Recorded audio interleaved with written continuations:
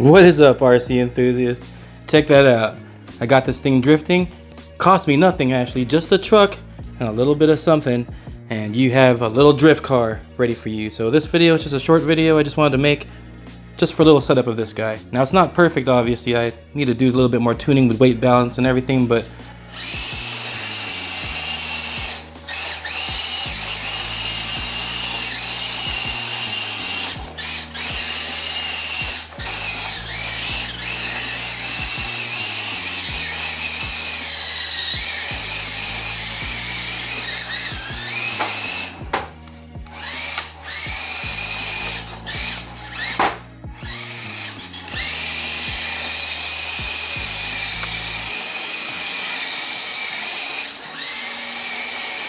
oh, battery's already dying.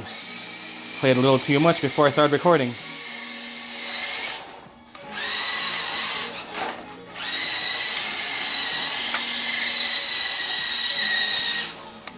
Oh, there goes the battery.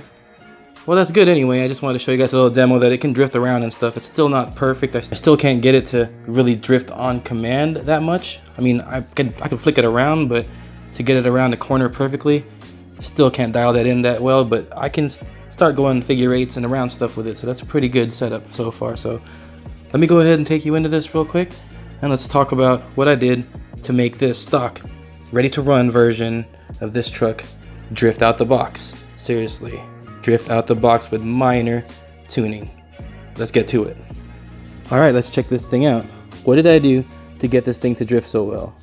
I'm not sure if you can tell right now in the video, but there's something up with those wheels.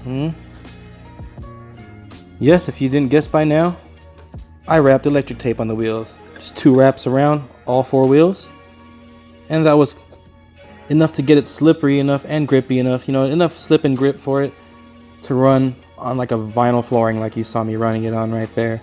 Now on concrete, you might need to use some ABS tires, or maybe even something a lot less grippy probably, depending on the kind of concrete you're running on. You know, basketball court smooth stuff, you could probably get away with electric tape still without ripping it up, but if you're going to play in regular concrete out there, asphalt and stuff, it's going to tear up the tape, so you might want to use a proprietary drift tire for that. But anyway, let's show you guys that real quick.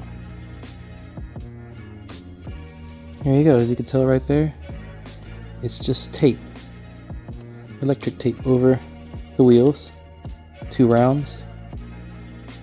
So if you have electric tape sitting at home, which most hobbyists actually do, this is pretty much a no-cost mod right there. Make your regular truck drift. So yes, the only other thing I had to do was change the toe and camber angles of the front wheels, because it is adjustable on this model, which is pretty cool. I'm going to go ahead and take off this cab right now so I can show you guys what it looks like down there and how I adjusted it.